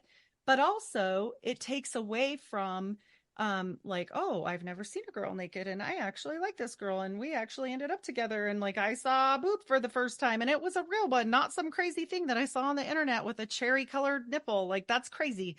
And so I'm just like, what? And so I told him the truth. I said, this is just not the way it is. Like, I'm sorry. And you like Latina girls, so we got to have a talk, because this is the real life thing here. And he's like, you know what, Mom, I'm not. And my son, I got really blessed with a good son. And he's like, yeah, no, I know. I have a bunch of sisters and you're my mom. Like, I get it. Like, that's not real. And I'm like, I just don't want you to think someday that that's like how your wife is going to be. And even if she is, say she's perfect in every way, someday she's going to have a baby. Someday she's going to age. Someday she's going to have something go wrong. You know, you can't. It's such a false. It makes us easy to say, well, she's not good enough anymore because she has 2 stretch marks, so I'm going to find me another one. But on the flip side of that, for the men, it also is like, oh, I can't really compete with this whole situation that women want. They want the portfolio and the perfect everything, and I got to have etched abs and biceps like crazy. And I just don't know if I want that kind of pressure. So I'm just going to stick with this phone. Like, because I get it. It's like anxiety causing too. You know, I see both sides of the coin, because but it's like I said, you're supposed to fall in love with someone. Absolutely. And you're supposed to love them so much. Like I was saying, like if they had a baby, you would still love that person so much that if their physical appearance changed, you'd still just be just as much in love with that person. I mean, you But would hope that's so, not what right? people are looking Yeah. for. People are looking for the physical first, which there does has to be some aspect of physical attraction when you first meet someone. But then the rest comes, first you're physically attracted and then yada, yada, yada. But like for kids, it's like you were saying, Heidi, it's so distorted and it's like some weird that's supposed to be like some kind of a fantasy, and now they're trying to make it into like a reality where you should look like this and want all those things that the person in the video is doing. Right. You should want it like that. Like, I don't want it. This is a Christian podcast, No, I but get you where know what you're I'm saying? Like, going. they're Right. flipping and Right. twisting them, and they're doing like crazy stuff, and like women I are told just my supposed to- kids, well, if I don't do what that, he happens. won't like it because he saw it in all these videos, so therefore I have to fake it and pretend like I like to be upside down with like chained up and bound and gagged and all this stuff. It's like, no, that's not real. Once you pack someone's intestines back into their body through their Oh, anus, that sounds horrible. because their sphincter muscle is blown, and yes, that does happen, Mhm. then Yes, you will it does. never forget it. And I have told my kids, in fact, when they're like 11, I just get out my medical dictionary thing that they give us in school and show them every STD that's horrific. That's what I do. I don't care. I have no shame. I show them every jacked up disease that you can get and keep forever, because I'm like, this can happen. This is real. I don't even have to make Your it up. parts could literally fall Right. off. How about that? Right. Your parts There's could a fall reason. off. Yeah, there's a reason why we Leprosy is don't do real. some of that. Yeah. Well, here's another Tom. thing is if you're trying to raise a family, let's say you're a young couple, you're so host because the influences are so pervasive. Like if you look at pioneers that went out west, you lived on the prairie, and once a month you would go into town to get supplies. Otherwise, you were out in this house, right? So you didn't have all of these influences. So there was a period of time before my wife asked me to leave because I'm a conspiracy theorist. I was trying to find like Mennonite church because I looked at my kids starting to beg for a phone at that age, and you're opening up this portal, which you knew it was going to happen. And I thought, how can you avoid this? Because none of the Christian families that I saw were really doing very well. Everybody's kids were worldly, they were corrupt, they were insatiable, and the only people I saw that was maybe going for it were the Mennonites, where they, or the Amish, where they just totally went up yours to the world, to the voices of the age, and they went off and made a counterculture. And you could say what you want, but I couldn't sell it to the wife, so it never happened. But I thought that was probably the best path to go if you really wanted to bring kids up in a holy way, because otherwise they don't have a chance. It's The just phone so is a pervasive, isn't it? cesspool. Yeah. It's a cesspool. It really is. And all these kids, I mean, I have a friend and her daughter's like in 9th grade. I was telling Heidi, and she came home from school one day and was like, Mom, can you describe for me, like, what's anal and like, how do I go about? And she's in gosh. 9th grade. Right. Grade. Flooded again. It's just so, I mean, like, I think back when I was in 9th grade, like, yeah, I was boy crazy and like all teenagers, like your hormones are like crazy, but I wasn't thinking about she's in 9th grade thinking about going to the max. And for what? This guy who's gonna run back and be like, dude, she totally did it, like laughing about it, like and her reputation is now trash because she's the girl who did anal in 9th grade.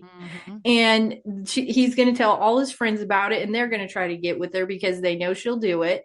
And this is the problem. And I mean, it's just, once you have a phone, the world is your oyster. You can Google anything, you can watch anything. And then I was listening to a pastor on Instagram that I follow, and he said that he had a couple different guys, and this is why he took note of it.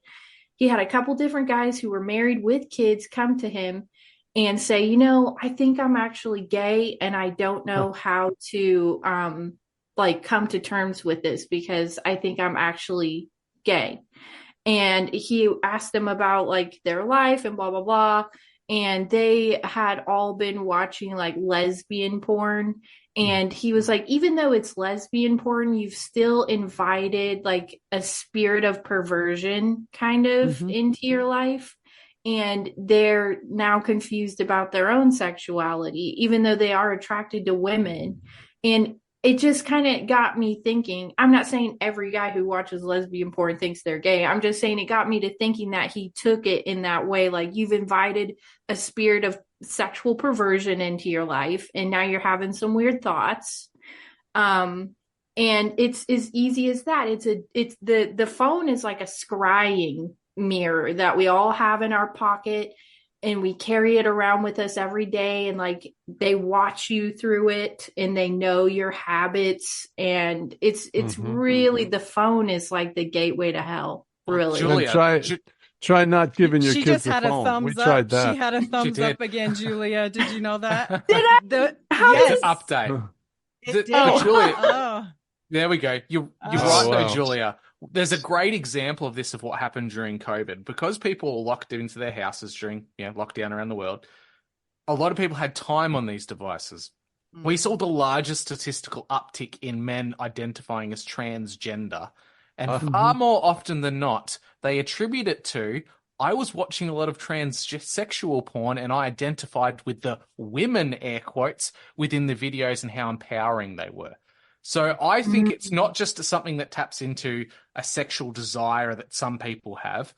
I see pornography as this ultimate weapon. And I don't find it all too coincidental that the perfect ideal of a man or a woman that are shown in porn, the chiseled abs, the perfect women, they represent pagan gods like Aphrodite and Adonis. They are specimens. They are not the average person like Heidi was alluding to earlier.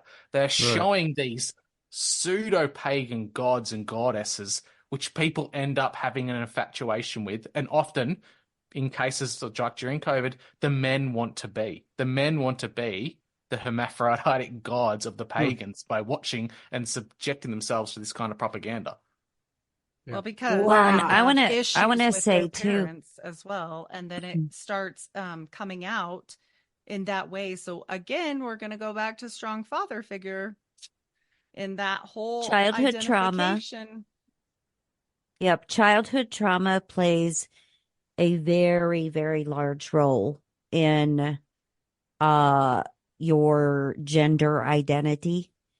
And we see that all the time in like counseling roles and stuff like that, that any kind of trauma that stems from a childhood like fractures your psyche, and you're so confused, and that's where all the gender confusion comes in. But I want to say too, with pornography, not only can you find every fetish that you could possibly think of, right, and every little niche thing to satisfy your appetite, but that is also being worked into curriculum at schools. And like Julia was talking about with the, ninth grader that was talking about anal sex and whatever, that's part of their stuff. Plus, what was it? Teen Magazine, the People edition. Was it during the COVID thing where they had a thing in there about anal sex for kids? School books, textbooks now talk about anal sex or pedophilia or whatever, because they're normalizing that behavior and working that in deeper and ingraining it in deeper into our society now. And watch the moms go into the city council meetings and read the books that are in their libraries, and the city councils are shutting them down because it's too graphic, and they're like, hello, you're giving it's too graphic for a meeting, but not our 6-year-old. It's in elementary school. That's the sickening part. And it's unbelievable. Janet, you're hitting on something there that both Julie and I got into yesterday in an episode we recorded. It's almost as if the pornography kind of sexualization is leading into this slippery slope analogy of first it was gay couples, and then it became gay marriage, and then it became multiple genders, and it's transsexualism. It's moving into this transhumanism movement in which we're starting to see those ripple effects come out now. In Australia, we have a Green senator, an elected member of our government, who's pro-bestiality and necrophilia. And because of parliamentary privilege, can get up there at a parliament session question and answer time and put forward his case for why it's a good thing. On national television, can do it and get away with it. So it's this incrementalism that's building up to something far bigger and far nefarious in our scope of Christianity, what we know. We know the end times are going to be so as the times of Noah. We're seeing that in real time. We're on the precipice of that coming into our lifetimes.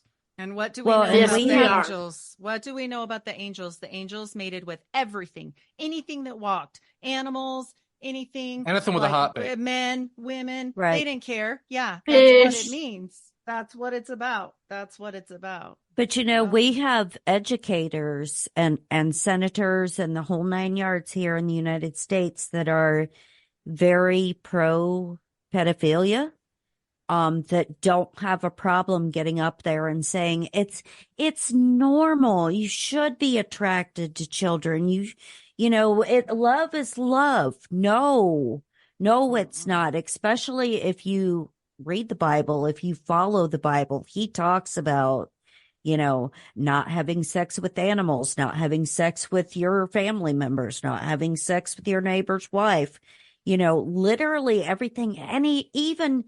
And this is what is so rampant in society these days, like all the men that we put in dresses and all the women that are supposed to dress like men. That's also anti-biblical, because God talks about that in the Bible, that a woman is not to wear a man's clothes and vice versa. But we're normalizing that and making all of these things a reality. And we as a society are supposed to accept that and go along with it like it's normal and it's okay.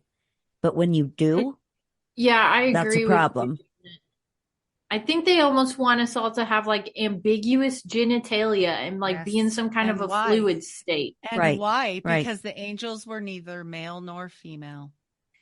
Right. Yeah. So I'm thinking like that's the end goal is like you have ambiguous genitalia. You're in kind of like a fluid like state. And you could even be almost animalistic. You could be like I told Drew yesterday, I need to use a litter box because I think I'm like a hermaphrodite cat. And you could just be that. You could just be, and then, people are like, there's no such thing as marriage anymore. Have you met some of the crazy messed up MFs that are out there thinking that they're crapping in a litter box and they think they're a cat, and you wonder why the dating world and like marriage is gone? And it's like, who are you going to date? There's a butt plug tail. They wear a butt plug tail and go and out in the world this way. And their moms pack their kitty litter in their backpack. It's bananas. I don't care what they say. It's crazy. I would just like to say I'm really glad I never had a student in one of my classes that ever identified as a cat and needed a litter box. That would not have gone well. No. Janet, you wouldn't have cleaned their human-sized turds out of the litter box. Oh, no. No. No. Reminds me of the Italian comedian who's like, there's a kid at his kid's school that's identified as a lion because he goes by the name of Rory. I was like, "Are you serious?" That guy. And he's like, "I'm not even joking." Original. Sebastian, what's his name? Sebastian something, and he's so funny. Yeah, that's the guy. Maniscalco. That was hilarious. Maniscalco. He's hilarious. He is hilarious. I love him. To circle back to what you guys were saying earlier is that even with the phone being a cesspool, it comes from CERN. Again, goes back to the Cernunnos aspect of things, god of the underworld, Osiris, equivalent of Nimrod. And cell phone, prison. Cernunnos was the god of the underworld, or the dead. And I'm laughing because then you even get internet, place for a corpse or tomb, net, to restrain, to hold something. And I'm laughing because, we talk about followers and stuff like that, but what does Christ say to Peter? Follow me. I'll make you fishers of men. Web is to entrap anybody. Fishers is to pull somebody out from all of that. It's a brilliant analogy, even though it was like 1900, 2000 years ago. And it's still very prevalent in our everyday society. And what you were talking about with the fluid gender, that goes back to Nimrod's son Tammuz, with the Baphomet and pansexual hermaphrodite. Hermes is he's basically saying, I'm the God, the father of all perfection is here. And I'm laughing because a lot of people, they're not seeing, if you look up the symbol for Mercury, which is affiliated with Hermes, it's the transgender symbol. Shut And I'm up. laughing because some people have said that Nimrod will be the Antichrist figure. So when you look up that symbol, and I'm over here going, no, I think it's the sun. Because when you dig into the sun, you're going, this is the parallel. This is where we get the triune aspect of stuff, is that they're lying to us. They're saying you can be regenerated and reborn in that sense. Whereas we're over here, Brandon, no, resurrection. You are killing me with this. You have not, done a 3-hour session with Brandon on this. Brandon, I go out into the paint. Have I given you my theory yet on who I think that the Antichrist could be? And nobody get mad at me for saying this, but I said I think it would be a transgender person, and I think Michelle Obama would be a great candidate. And I always said that I think it would be somebody who is like gender fluid like that. Like that's the ultimate sign of the inversion, perversion, you name it. It's like having like a transgender person who used to be male is now female and runs the country. Shout out to Big Mike. Those shoulders. Big Mike, right? That isn't what's big on Mike. I saw the joke. Oh boy. It is a boy. But no, I mean, we could just be saying like crazy conspiracy theorist Julia, she's wacko. But I do think that it would be some type of like inversion like that. Like it won't be it like everybody imagines like the Omen, like Damien, and he's a little boy and he grows up and he becomes political and he takes over the world and he's the Antichrist. But I think it would actually be more like something pretty perverse, like they've chopped their bits and pieces off, or there's something about them that you'd be like, okay, they come to us as like this leader of the new what? Have you seen the series American Gods? No. There's in this like scientific sci-fi show, gods end up being created by thought alone, and because the modern day man values technology, a god of technology erupts and comes into the world. It is sexually ambiguous. You can't tell what gender it is. It has smooth proportions all over, but has a huge rocking Adam's apple, and that, in my mind, is a perfect example of what the Antichrist would be. So, like a Ken doll, kind of, yeah. Takes over the world. I mean, that's wow. And I actually did a whole episode on Barbie dolls because there is some really dark history with Barbie dolls, and especially giving them to children too. Did you know the first Barbie doll, quote unquote, was like a prostitute, and you could flip her dress up and she had like little nipples and like little crotch hair and stuff, and then they made it kind of more ambiguous and they sold it to children. It was a market. Man, I'm telling you, there's some really dark stuff behind the Barbie doll too, and it's always targeted towards kids though, right? And pornography is too, whether we like to admit it or not, because it's so easily accessible on everybody's phone, and the TikTok this and TikTok that. Like, wear the skimpiest outfit you possibly can and then do a sexual type of dance and post it for the public, and all these weird pedos get on there and they look for 12-year-olds doing this TikTok dance in their bathing suit. And I mean, it's just so They're easily usually sigils, by the way. Like the Oh, water yeah. challenge, It's just that weird was like stuff. a witchcraft thing and all these things. But I will say this is that not only that part that the kids do it and they look it up, but how about we see the insidious side of it in the cartoons? because the boobs in the cartoons or the little midriff Jasmine outfit or whatever is your first indoctrination to maybe I need to be more sexy because she kind of looks good and she has rock hard like abs and her boobs are perfect and all the things. And then you immediately start to like recognize all these things and they slide in images that are completely inappropriate. And Disney's been in trouble for this many a times. So, John, where are you at? The precursor to the Barbie doll was not meant for children. Born in Germany, 1952, the inspiration for America's most famous doll was a saucy, high-end call girl named Lily. Of course, her name was Lilith.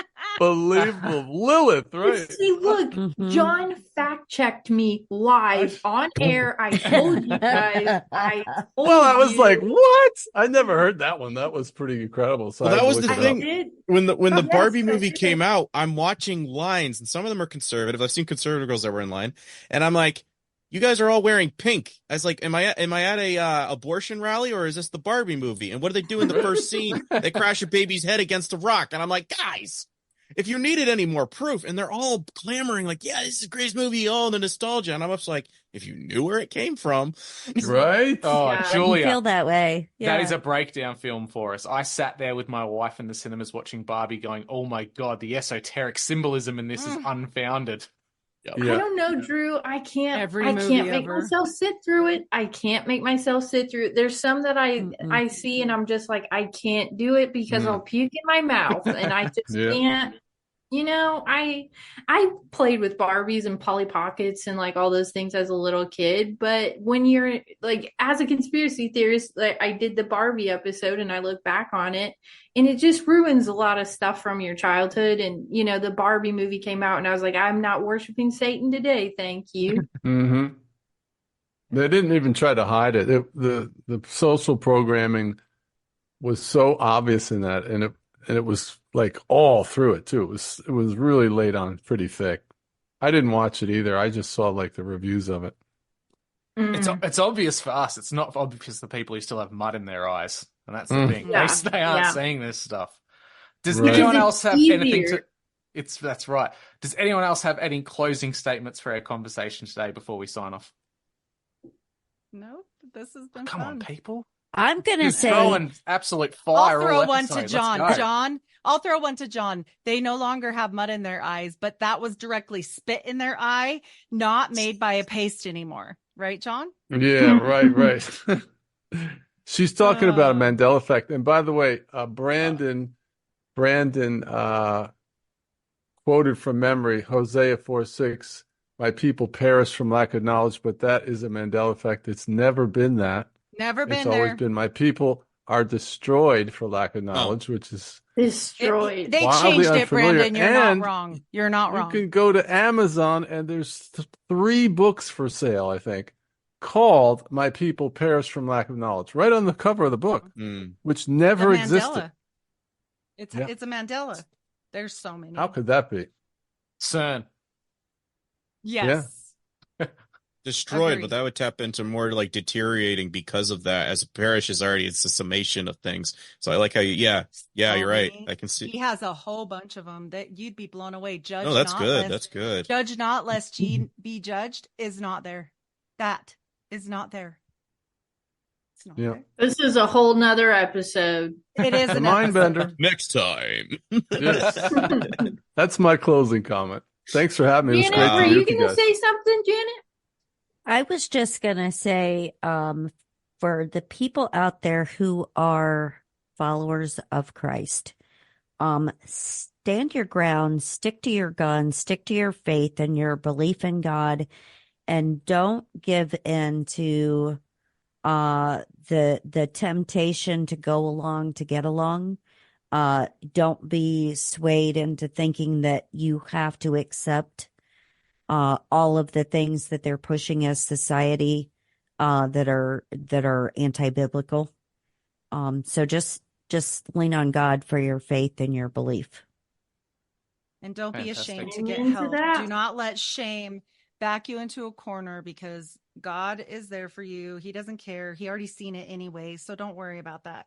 Just go to Jesus and ask for forgiveness because these things travel in packs, like guilt and shame and anger. And if you have one, you'll let the rest in the door. So you just got to smack that out. Derek Prince has a lot of great stuff on this. So highly recommend. Do not be deceived by your pride and ego. And this whole conversation today kind of brings me back to Corinthians 11, 1 through 34. Be imitators of me as I am of Christ. Now I commend you because you remember me in everything and maintain the traditions even as I deliver them to you. But I want you to understand that the head of every man is Christ, and the head of every wife is her husband, and the head of Christ is God. So keep that in mind. Don't like people have said on this show today so eloquently, don't fall for your own pride, your own ego, your own misgivings as what it means to be human. Forget that this is a much bigger battle. It's spiritual in nature, and you need to make sure you're wearing the armor of God in all things we do. Mm-hmm. John, can I invite you to close the show out with a prayer, friend? Of course. Father, thank you for this great gathering of friends and our new family members, as we all are brothers and sisters. And we just thank you that you were glorified tonight as we try to seek out truth in the midst of a falling society. And we just thank you for Drew to bring us together. And we give you all the praise in Jesus' name. Amen. Amen. Amen. Thank you. Amen. Thank you, everybody. And we'll catch you all next time. All right, guys. God bless.